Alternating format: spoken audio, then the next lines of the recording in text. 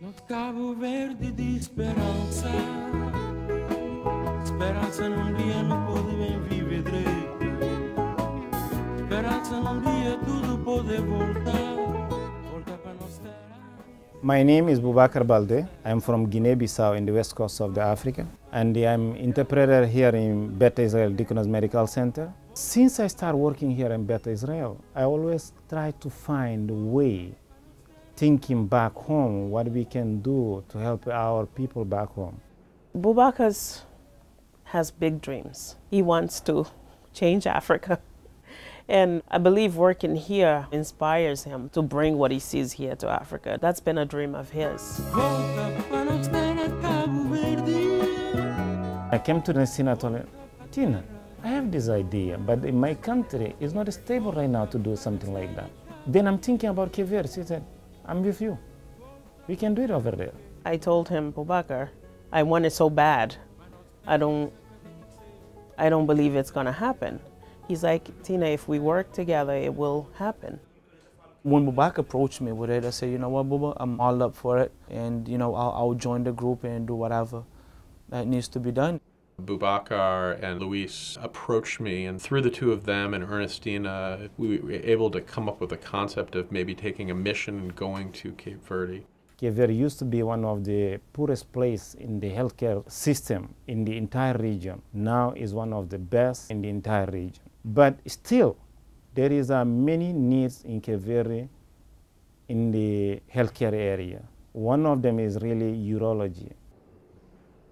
I was maybe 7 or 8 when my next door neighbor's grandfather would be mourning there like he's in a lot of pain.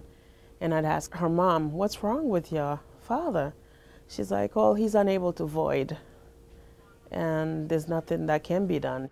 So they brought him home to die, basically.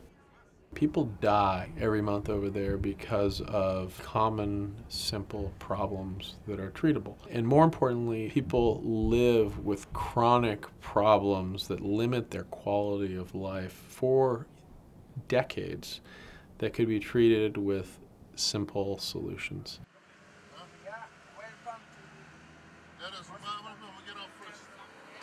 We actually flew out of the United States on Tuesday night and arrived there Wednesday morning at about 8 o'clock.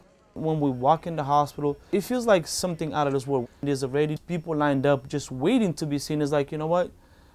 It's like a new light is shining on us now. We were there 72 hours combined, and we were able to get a lot accomplished. So tell me what brings him here today, Luis? It was just basically seeing patients, 3 rooms, 3 doctors, 3 interpreters just going back and forth, calling the patients in. I thought I was going to be exhausted, I thought I was going to be tired, but because of how overwhelming the situation was, how eager we all, you know, willing to work, willing to help, the day went by like this. Before we know, it's 8 o'clock at night, and this when our day finished. We had 90 patients, and we were able to see them, we were able to evaluate them, and we were actually able to perform 5 different operations: a major open incision to remove a kidney stone, the first transurethral resection, which is a telescopic resection of a prostate to allow someone that hadn't urinated in 10 years to be able to urinate on his own, and then a couple other smaller procedures.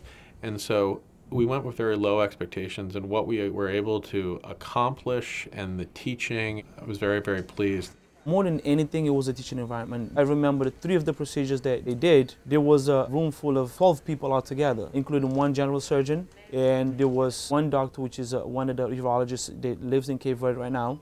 The goal going there was not to go over and just provide services, seeing the 90 patients that we saw, doing 5 operations and then leaving, but the goal was to try to improve urological care while we were there. It's unbelievable that we have the opportunity to go and give to those who wouldn't have otherwise. It's the best feeling. This is not the end of it. It's only a part of the beginning of it, because, you know, we don't want this to be a one-time thing. We already started organizing for next year. I think this year was the first step. There's a need in GI, there's a need in ophthalmology, there's a need in a lot of things. We'd like for this concept to become viral, urologically viral, and contained to Cape Verde for now, but to expand it within reason to other areas of Africa, and then to expand to other areas of medicine within Cape Verde, I think is a doable and an exciting concept. By being here in the United States, by being in the community like Beth Israel, easily you see, if you want to do something, there is a great people in this place, they can help you. That makes me believe if this project has more than legs, this has wings to fly too.